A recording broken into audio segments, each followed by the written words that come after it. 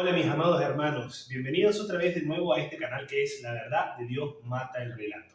Primero que nada me gustaría desearles a cada uno de ustedes una bendición especial del Padre, en el nombre de nuestro Señor Jesucristo, que los siga bendiciendo con el Espíritu Santo en su caminar diario que es por fe. Y agradecerle a mi mujer, la que siempre me acompaña, la que siempre edita los videos, la que siempre me da una palabra de aliento, esa ayuda idónea que gracias a mi Señor me ha puesto a este siervo que poco y nada puede llegar a hacer estando solo. Así que hoy quería empezar, luego de haber estudiado los videos de idolatría, que hay muchas personas que lo han visto que me han agradecido porque se han quedado por ahí con los ojos abiertos en algunas otras áreas en donde no se comunicaban estas situaciones que son de nuestro común vivir y diario vivir. Hoy quería llamar, estuve pensando qué hacer en este video y el Señor puso en mi corazón que es momento para llamar a un verdadero arrepentimiento. ¿Sí? El arrepentimiento es la puerta verdadera que nos abre no solamente la salvación grande que proviene de nuestro Salvador y Señor Jesucristo, sino también la apertura de mente para darnos cuenta en dónde estamos viviendo, qué estamos pisando. Y en base a eso quería llevarlos a dos escrituras iniciales que nos den un puntapié, las cuales se encuentran en el Evangelio según San Lucas, ¿sí? En su capítulo 17 y 18. Primero vamos a ver el capítulo 17, de los versos 26 al 29, y después el capítulo 18, del verso 7 al 9. ¿Sí? Vamos a comenzar. La venida del reino, dice nuestro Señor Jesucristo. Como fue en los días de Noé, dice el verso 26, así también será en los días del Hijo del Hombre, en la segunda venida. Comían, bebían, se casaban y se daban en casamiento, hasta el día en que entró Noé en el arca, llegó el diluvio y los destruyó a todos. Asimismo, como sucedió en los días de Lot, comían, bebían, compraban, vendían, plantaban, edificaban. Pero en el día en que Lot salió de Sodoma, llovió del cielo fuego y azufre, y los destruyó a todos. Primero quiero que vean que en realidad, antes de la llegada del Hijo del Hombre, nosotros tenemos que hay dos situaciones. Uno es Lot, que vivía en Sodoma, este pariente de Abraham, ¿sí? Un justo que vivía en una ciudad bastante contaminada por el pecado. Muchos dicen que en realidad el pecado de Sodoma es la inmoralidad sexual. Es verdad, pero antes de eso se produjeron otros tipos de pecados, ¿sí?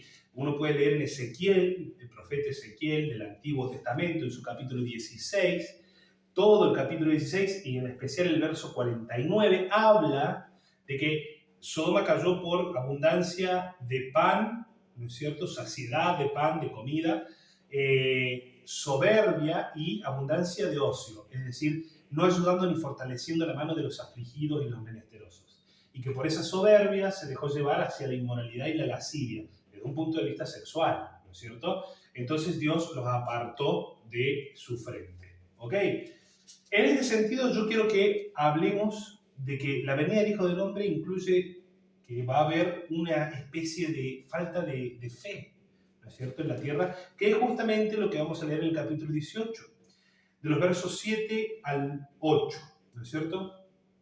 Dice lo siguiente: ¿acaso Dios no hará justicia a sus escogidos, que claman ante Él día y noche? ¿Se tardará en responderles? Acá antes, el capítulo 18 comienza haciendo una simbología, una parábola en donde hay un juez injusto que no respetaba ni a Dios ni a los hombres y que una mujer le venía pidiendo justicia hace rato y ya lo había cansado. Y por sacarse de encima eso, para que no le rompa la paciencia, dijo, le voy a hacer justicia de una buena vez por todas y no me molesta más. Bueno, si ese hombre siendo malo, calculen Dios siendo el único bueno, por supuesto que va a responder. Por eso les dice, les digo que pronto les hará justicia. Comienza el verso 8. Pero cuando venga el Hijo del Hombre, ¿hallará fe en la tierra? Y esto es algo muy difícil de entender, porque dice, Dios siempre es bueno y hace justicia, pero lo que espera a cambio es que uno sea fiel en el llamado que Dios hizo. Pero se pregunta el Señor, ¿hallará fe en la tierra cuando Él vuelva? Desde luego podemos concluir que si la venida va a ser como en los días de Noé, antes del diluvio, en donde la humanidad era su pensamiento de continuo solo el mal, o en los días de Lot, con la contaminación que vinimos hablando, que mencionó Ezequiel, y lo que dice bien en el libro de Génesis, desde luego mucha fe no va a reinar. Y eso es lo que nos trae hoy a este video, la división que se presenta en el cuerpo de Cristo. Amados hermanos, yo quiero leer antes de pasar a esa exhortación una palabra que nos llame la atención en cuanto a la unidad y a guardar el vínculo de la paz. Yo les voy a pedir que vayan a Efesios, a su capítulo número 4, ¿sí? Desde el verso 1, ¿no es cierto?, hasta el verso 7. Bien, comienza así. Pablo escribiendo a la iglesia de Éfeso. Yo pues, preso en el Señor, les ruego que anden, que caminen, que vivan, como es digno de la vocación con la que fuimos llamados. Es decir, somos llamados a creer en el Evangelio, creímos, caminemos dignamente como realmente un siervo, con toda humildad y mansedumbre. Quédense con esos dos aspectos. Antes de un arrepentimiento genuino siempre viene la humillación. Y la mansedumbre es un espíritu que no crea altivamente o tenga una percepción soberbia, que siempre esté dispuesto a aprender, soportándose o soportándonos con paciencia, un fruto del Espíritu, los unos a los otros en amor, el perfecto fruto del Espíritu. Dios es amor, decía Juan. Solícitos, es decir, estando siempre dispuestos, buscándolo con ahínco, en guardar la unidad del Espíritu en el vínculo de la paz. Otro fruto del Espíritu, la paz, la paciencia. Un cuerpo y un espíritu, como fueron también llamados en una misma esperanza de su vocación. Un Señor, una fe, un bautismo, un Dios y Padre de todos, el cual es sobre todos, es por todos y también está en todos. Bien, esto es algo que nosotros tenemos que comprender. Bien, quiero que se queden con la humildad y la mansedumbre, que también eran otros frutos del Espíritu, con la paciencia, la paz y el amor. Porque lo que nos trae hoy aquí, en este video, es desmontar un relato. Pues bien, nosotros conocemos que en la historia, a partir del año 1517 aproximadamente, se sucedió, un 31 de octubre se festeja, el día de la reforma, ¿no es cierto?, de nuestra amada iglesia, en donde Lutero clavó sus tesis en contraria oposición a la iglesia católica en su momento, en donde Lutero decía lo siguiente. Bien, yo quiero escribir más o menos para que tengamos en cuenta un par de cosas. Decía, solo escritura, ¿no es cierto? La sola escritura. La sola escritura es que la palabra de Dios es inerrante, suficiente, con autoridad, o sea, autoritativa, fiel e inspirada por Dios. No hay nada que se le oponga ni hay nada cosa más elevada, porque la palabra de Dios es el poder de Dios y es el Espíritu Santo en medio de una palabra. La palabra es lo que realmente vale, más allá de cualquier otra doctrina o mandamiento de hombre, a pesar de que haya cualquier costumbre que se pueda llevar a través de los años, la palabra es lo más importante. ¿No es cierto? Solo una fe, ¿no es cierto? La fidelidad que nosotros estamos hablando, que leímos, por ejemplo, en Efesios en su capítulo 4, ese llamamiento. La salvación viene por la fe y porque es un regalo de Dios, no por obras, para que nadie se gloríe. Por lo tanto, también es sola gracia, ¿no es cierto? Ahora, también en abierta oposición a la Iglesia Católica, Lutero dijo, no hay ningún intermediario entre Dios y los hombres, sino solamente Jesucristo, el Hijo de Dios, que fue 100% humano, 100% Dios, ¿no es cierto? Entonces, solo Cristo, ¿ok?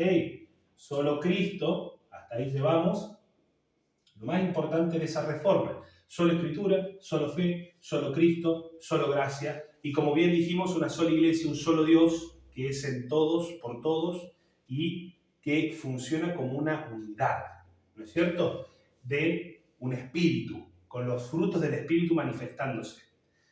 Amados hermanos, esto podríamos llegar a describir que eran los reformadores, la reforma contracatólica, ¿no es cierto? La reforma involucró lo que se llama el protestantismo, ¿no es cierto? Porque protestaban. Protestantismo. Ahora, muy bien, cuando pasó todo esto, uno esperaría que la gente que estuviera esto dijera, verdaderamente esto me representa. Supongamos a nosotros, nuestra familia, y conozco otros siervos de Dios, Lo que lo ha traído hoy es la voz tierna y dulce del pastor de pastores a través de su palabra, a través de la oración y a través de la comunión en el vínculo del Espíritu Santo. O sea, la verdadera iglesia pone de manifiesto que esto es real, tajante, y no hay otra forma de salir para ningún otro costado. Luego, también, uno espera que esta verdad, a día de hoy también, se practique con el ejemplo.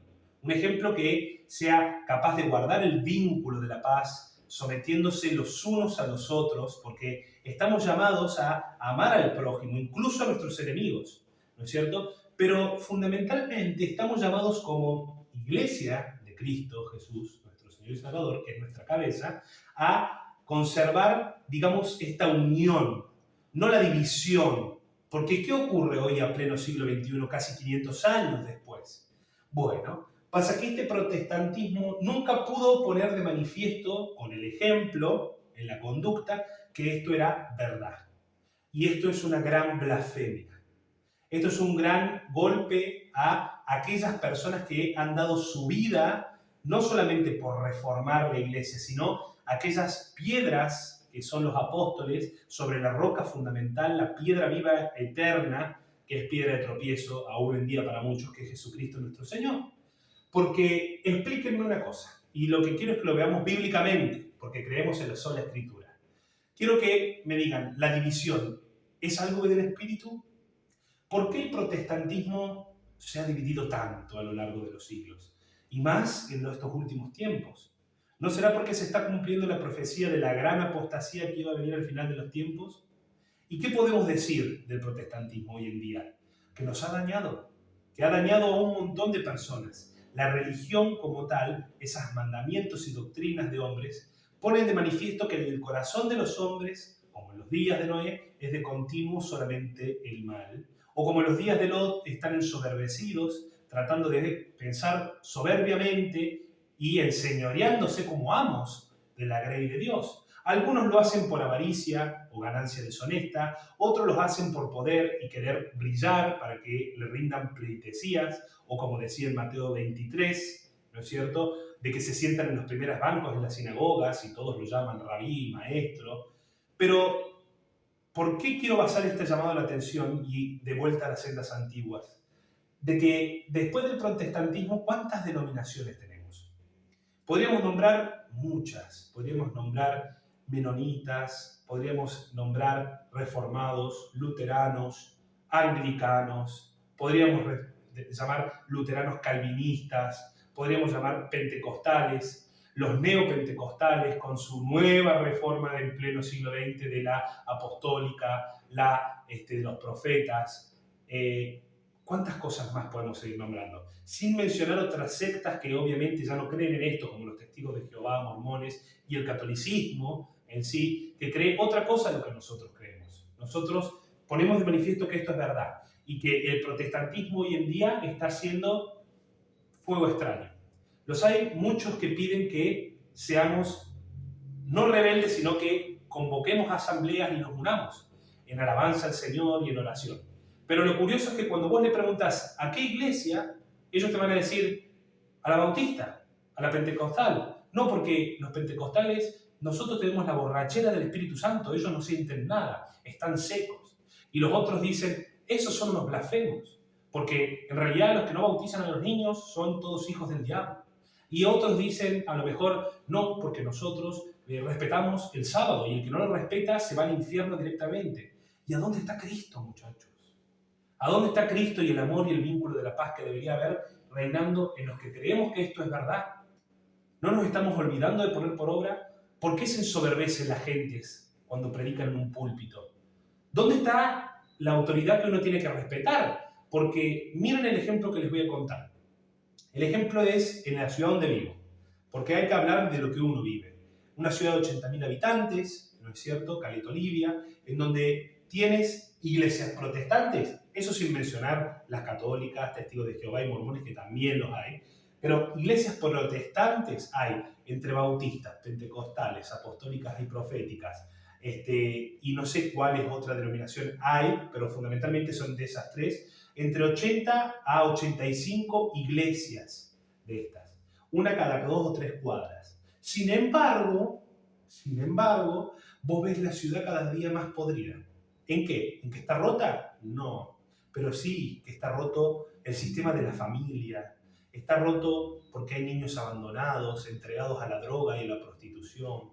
Hay maleducación y falta de respeto en los colegios. Se enseñan cosas que tienen que ver con la degeneración más que con la edificación de la moral de las personas. Hay grandes escándalos porque meten la política y la levadura herodiana dentro de la iglesia. ¿Qué es eso, por favor? Y todos piensan que tienen la verdad. Eso es lo peor de todo, que nadie le puede hablar a nadie porque se ensoberbecen y piensan que tienen la verdad. Yo quiero que ustedes vayan a 1 de Corintios, en su capítulo 1, para que podamos poner de manifiesto que lo que estamos diciendo es solo escritura. Y únicamente lo que encontramos en la Biblia es lo que vamos a decir y testificaremos en contra, claro que sí. ¿Está dividido Cristo para ustedes, hermanos? Eso es algo que quiero que ustedes se pongan a pensar. ¿Qué estamos congregando? Cuando estamos congregando, ¿estamos verdaderamente asintiendo indirectamente que estamos de acuerdo con esa falta de autoridad dentro de las iglesias? Que vas y cada 2 cuadras hay una diferente congregación que no se respeta ni se habla a la otra. Dice, 1 Corintios capítulo 1, verso 10. Les ruego pues, hermanos, por el nombre de nuestro Señor Jesucristo, dice Pablo, que hablen todos una misma cosa y que no haya entre ustedes divisiones, sino que estén perfectamente unidos en una misma mente y un mismo parecer. Porque he sido informado acerca de ustedes, hermanos míos, por los de Chloe, un grupo de esta iglesia, que hay entre ustedes contiendas. Quiero decir que cada uno de ustedes dice, yo soy de Pablo, otro dice yo soy de Apolos, otro dice yo soy de Cefas, que era el apóstol Pedro, y hay algunos que dicen que son de Cristo. Pues por lo menos hay algunos que se dignan de decirlo. ¿Acaso está dividido Cristo? ¿Fue crucificado Pablo por ustedes? ¿Fueron bautizados en el nombre de Pablo para que digan estas cosas? ¿No les parece algo muy actual esto que estamos viviendo? Yo soy de la iglesia bautista, yo tengo mis pastores que son iglesias pentecostales y realmente tienen ancianos, obispos y diáconos, pero luego después quieren que tú obedezcas ese lineamiento, pero ellos no se someten a nadie y se ensoberbecen de la grey. ¿Qué ejemplo le están dando para que se sometan a la autoridad? Si ellos son los mismos que no se someten. Porque uno quiere copiar el buen ejemplo, pero si no hay un ejemplo que demuestre este respeto irrestricto y el amor a Cristo, ¿qué ejemplo quieren que se haga? ¿Qué fe hay en la tierra antes de la venida del Hijo del Hombre? ¿No estamos en los días de Lot y en los días de Noé? Es para pensar. Miren lo que dice el capítulo 3, colaboradores de Dios. Dice, capítulo 3, versículo 3 en adelante. Porque aún son carnales, pues habiendo entre ustedes celos, contiendas y disensiones, ¿no son carnales y andan como hombres? Porque uno dice, yo ciertamente soy de Pablo, y el otro, yo de Apolos. ¿No significan que son carnales? ¿Qué pues es Pablo y Apolos? ¿Qué es bautista? ¿Qué es pentecostal? Dice Cristo. Si yo lo que vine fue morir por mi iglesia, mi cuerpo, donde todos tenemos que ser los miembros uno de los otros. No hay un miembro más alto que la cabeza. Todos debemos servirnos por amor, ser sometidos los unos a los otros. Los pastores y los maestros tienen que ser los siervos de siervos. Eso es lo que había que practicar, la grandeza del servicio y la humildad. No pastores que llegan a fin de mes holgados económicamente y sus ovejas están muriendo de hambre. ¿Qué es eso? Viviendo de diezmos, predicando el evangelio de la prosperidad, hablando mal un pastor de otro, pero después se juntan una vez al año a recibir la venida del Espíritu Santo cuando celebran Pentecostés. No se les cae la cara. No sienten en su corazón contrición del Espíritu Santo. Miren, hermanos, Lucas 11, en su verso 17. Vamos a seguir analizando esto. Y yo he tomado algunos versículos de la palabra de Dios, no todos, porque hay muchos que hablan de este tema. Lucas 11, verso 17. Una casa dividida contra sí misma, habla nuestro Señor Jesucristo. Mas Él, el Señor Jesús, conociendo los pensamientos de ellos, les dijo, todo reino dividido contra sí mismo es asolado, y una casa dividida contra sí misma cae. Esto lo decía porque lo estaban acusando al Señor Jesús de estar poseído por el mismo Satanás. Y la gente era tan ciega, a propósito, que le atribuía a Satanás una obra buena, cuando en realidad es clarísimo que una obra buena está hecha solamente por Dios y para Dios, para la gloria de Él. O sea que Jesucristo verdaderamente era quien decía que era el Mesías, pero le dijeron que era Satanás. Entonces dice, si Satanás está sacando un demonio, o sea, a su propia prole, está dividido contra él mismo. ¿No estamos divididos nosotros contra él mismo? ¿No estamos haciéndole caso al padre de la división? Miren, hay un dicho que dice una persona que era, no me acuerdo si fue del siglo XIX o XX, o antes, Maquiavelo, puede ser mucho antes, la puedo estar pifiando, pero él decía, divide y vencerás. Nos ha dividido tanto el enemigo y no nos hemos dado cuenta que hemos perdido el gusto a la sal verdadera y estamos siendo pisoteados como iglesia. No puede ser que movimientos como el feminismo, como la cultura de la I de género, esté metiéndose en medio nuestro y nosotros no sepamos para dónde disparar y sigamos hablando del diezmo, muchachos. O mal un pastor de otro, un bautista de un pentecostal o un pentecostal de un anglicano, que nos estemos riendo y diciéndole gran ramera a la católica o que nos pongamos a pelear en Facebook. ¿Qué estamos haciendo, muchachos? Las ovejas están perniquebradas, están desnutridas, necesitando sana doctrina, y nosotros nos ponemos arriba de los púlpitos diciendo que es sana doctrina, pero no nos queremos someter a la autoridad. ¿Qué fe es esa? Gritamos en las calles, apagamos el pábilo que está humeando, lo apagamos con furia. La caña cascada, en vez de ayudarla como hizo Jesucristo, nos mofamos de ella y le decimos, vos te vas a ir al infierno. Esa no es la iglesia de Cristo, hermanos amados. No es la iglesia de Cristo y fundamentalmente no tiene un mismo sentir. Porque Filipenses 2 habla de cómo tiene que ser el mismo sentir en la iglesia de Cristo Jesús. O sea, el mismo sentir de nuestro Señor. Se transformó en un hermoso himno, pero miren lo que dice. Filipenses 2:5. Haya pues en ustedes este sentir, y el sentir se transforma en el hacer, porque Dios pone el querer como el hacer. Este sentir que hubo también en Cristo Jesús, el cual, siendo en forma de Dios, con nada que tener que ver, porque Él era perfecto sin nosotros, y en todo sentido, Él, siendo en forma de Dios, igual a Dios, no estimó hacer igual a Dios como cosa a la que aferrarse. Como diciendo, no me hace falta bajar por ellos. Él no se puso a pensar en Él, sino que se despojó a sí mismo, tomó forma de siervo, hecho semejante a los hombres, como nosotros. Y estando en la condición de hombre, se humilló a sí mismo, todavía más, haciéndose obediente hasta la muerte, y una muerte dolorosa, que es la de cruz. Por lo cual Dios también le exaltó hasta lo sumo, y le dio un nombre, que es sobre todo nombre, para que en el nombre de Jesús se doble toda rodilla de los que están en los cielos, en la tierra y debajo de la tierra, y toda lengua confiese que Jesucristo es el Señor, para la gloria de Dios Padre. Eso, hermanos, es algo que nosotros nos hemos olvidado de practicar. Porque para hacer ese ejemplo hay que humillarse.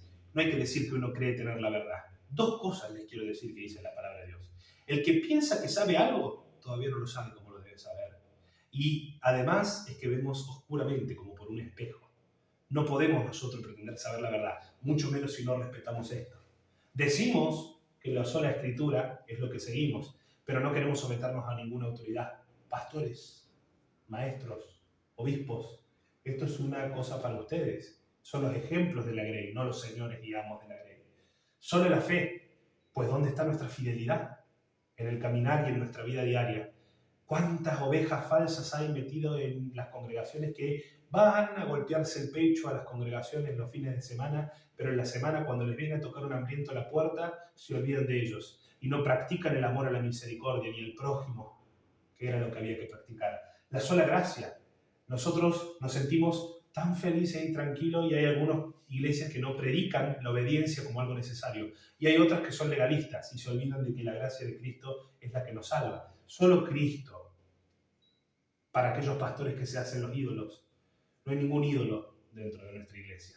Y mi fe y mi esperanza está puesta en el Señor Todopoderoso. Y mi deseo es que los escogidos de Dios que han creído el Evangelio de la Salvación vean en dónde están congregando. Porque lo que salva es esto, amados hermanos. Lo que salva es la oración, la humillación. Como dice el corazón, como dice el Salmo 51, al corazón contrito tú no despreciarás, sino que el que sacrifica alabanza, en el Salmo 50, esa persona que se humilla ante Dios, porque que ama la misericordia, es lo que Dios acepta.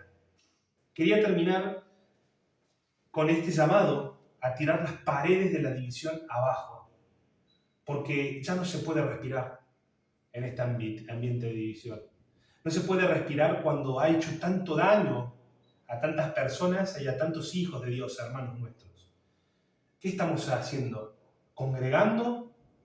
¿Vistiéndonos de levadura religiosa, hipócrita, cínica, que no hace nada por mantener el vínculo de la paz? Que se sube arriba de los púlpitos a hablar de que hay que someterse y congregar, pero no son capaces de congregar con otra iglesia porque no se soportan. ¿Qué es esa enseñanza, por el amor de Dios? Volvamos de nuevo a las viejas sendas, porque el Señor es todo misericordioso. Él se deleita en misericordia. Hasta el día de hoy nos espera. Yo sé que esta apostasía no la vamos a poder volver hacia atrás, porque está predestinada, está profetizada. Pero sabe Dios y mi Señor que me ha levantado a mí también para poder hablarle a todos aquellos que tengan la sensibilidad de escuchar. Los que tengan oídos para oír, oigan. Porque la religión no está por sobre mi Señor. Y mi Señor es tu Señor que estás viendo. No sé qué te habrán contado las religiones y las divisiones y los daños que te han hecho, pero yo sí sé que el camino de la humillación y el arrepentimiento llevan a la verdadera salvación, porque Dios no desprecia al que ama misericordia, al que practica la justicia y al que se humilla ante Dios. Porque Dios no se complace en holocaustos ni en sacrificios, como dice Amos, el profeta menor que profetizaba para el reino de Israel al norte. En su verso 21 decía que el Señor no se complacía ni con fiestas solemnes, ni con congregaciones, y lo vamos a leer para que les quede bien tranquilo de que en realidad nadie está inventando nada, sino que yo los exhorto a que lean la palabra de Dios y pongan siempre a prueba los espíritus, porque justamente por confiar tanto en el hombre nos hemos comido cada fiasco, ¿no es cierto? Que esto no hay que dejarlo nunca de lado. Aborrecí, dice Amos capítulo 5, verso 21, aborrecí, abominé, como otra cosa más que de claro, vuestras solemnidades. No me voy a complacer en sus asambleas, sin embargo hoy te dicen que congregues. Y si no me ofrecen sus holocaustos y vuestras ofrendas, no los recibiré, ni miraré a las ofrendas de paz de vuestros animales engordados. Quita de mí la multitud de tus cantares, pues no escucharé las salmodias de tu instrumento. Pero corre el juicio como las aguas y la justicia como impetuoso arroyo. Vamos a leer Isaías en su capítulo 1. Isaías en su capítulo 1. No tardó mucho el gran profeta en profetizar a los habitantes de Judá, que eran el pueblo de Sodoma. ¿Se acuerdan que habíamos hablado de que la venida del Hijo del Hombre va a ser como en los tiempos de Lot en Sodoma? Miren cómo dice, Isaías 1, verso 10, llamamiento al arrepentimiento verdadero. Príncipes de Sodoma, oigan la palabra de Dios, escuchen la ley de nuestro Dios, pueblo de Gomorra. ¿Para qué me sirve, dice Jehová, la multitud de sus sacrificios? Tiempos de antiguo pacto, donde los sacrificios eran ley de Dios. Dios estaba dispuesto a decir, no me hagan más esto, que es lo que yo les digo a ustedes. Porque ¿saben qué pasa? Su corazón no está conmigo. Son superfluos, superficiales. ¿Saben qué? Hastiado, cansado estoy de holocaustos, de carneros y de cebo de animales gordos. No quiero sangre de bueyes, ni de ovejas, ni de machos cabríos. ¿Quién demanda esto de vuestras manos cuando vienen a presentarse delante de mí para pisotear mis atrios? No me traigan más vana ofrenda. El incienso me es abominación. La luna nueva y el día de reposo. El día de reposo no era un mandamiento dentro de los 10. Miren lo que estaba dispuesto a hacer el Señor. Dice, ¿para qué? No me cumplen ni los mandamientos. El convocar asambleas no lo puedo sufrir. Son inequidad sus fiestas solemnes, sus lunas nuevas y vuestras fiestas solemnes las tiene aborrecidas mi alma. Me son gravosas, cansado estoy de soportarlas. En el verso 16 dice, lávense y límpiense, quiten la inequidad de sus obras de delante de mis ojos. Dejen de hacer lo malo, aprendan a hacer lo bueno. Busquen el juicio, restituyan al agraviado. Hagan justicia al huérfano, amparen a la viuda. Bendito Señor, porque dice, vengan luego, dice el Dios Todopoderoso, y estemos a cuenta, si sus pecados son como la grana, como la nieve, serán emblanquecidos. Y si rojos como el carmesí, vendrán a ser como blanca lana. Si quisieran y oyeran, comerán del bien de la tierra. Si no quisieran y fueran rebeldes, serán consumidos a espada, porque la boca de Jehová lo ha dicho. Y hermanos amados, quiero terminar diciendo esto. La única iglesia, la que respeta estos valores, la que ahora está pronto a cumplir otro año de la Reforma, se levanta y lucha en el Espíritu Santo. No es por nuestro poder ni por nuestras fuerzas, sino por el amor al Dios Todopoderoso, que tiene un nombre, que es Jesucristo. No tiene varias iglesias ni denominaciones. No vive por y para religiones, sino para hacer bien al prójimo, aún para amar a su enemigo. Tampoco se golpea el pecho, ni grita en las calles, no levanta ni alza su voz. Todo lo hace en secreto. Ama, no dice que ama. Trabaja, no es un vago. No lo mantienen porque él, con sus propias manos, trabaja y se esfuerza para ser ejemplo. No se para arriba de un púlpito y dice, síganme, sino que dice, yo soy el camino, la verdad y la vida, porque yo voy a poner mi vida por las ovejas. No como el pastor asalariado que ve el lobo y huye. Y eso es lo que estamos llenos, de pastores asalariados, de falsos profetas, como dijo Pablo en Hechos, no me acuerdo si era el capítulo 17 o 20, pero por ahí anda, lean del 17 al 20, porque él dijo, yo me voy, no me van a ver más mi cara, pero yo sé que cuando me muera van a entrar a la iglesia y van a destruir todo, un montón de falsos. Así que yo les protesto en este video, como dijo Pablo a sus discípulos, que la sangre de ustedes está limpia de mis manos, porque sé que el Espíritu me dijo que la apostasía iba a ser severa, y lo estamos viviendo, no hay tiempo para dar más vuelta. Yo quiero que en el nombre de Jesús se levanten soldados que puedan ser hombres y mujeres que amen a su prójimo, como a sí mismo, que practiquen la hospitalidad, que amen a los huérfanos y viudas que tenemos de sobra, que partan el pan con el hambriento, que congreguen pero por amor y que no caigan en estas divisiones, porque el que congrega pensando que su denominación es la verdadera iglesia de Dios, blasfema, no contra mí, a mí hagan lo que quieran, contra Dios. Contra la sola Escritura, contra su autoridad, contra su fe, contra su gracia, contra Cristo su ungido. Amados míos, espero que esta exhortación haya sido bien tomada. No le escapen a la disciplina. Dispongan su vida humillándose ante su Señor. En el nombre de Jesús yo espero que sean bendecidos, hoy y siempre, y prepárense para la lucha, porque la batalla recia. Dios los bendiga en el nombre de Jesús. Amén y amén.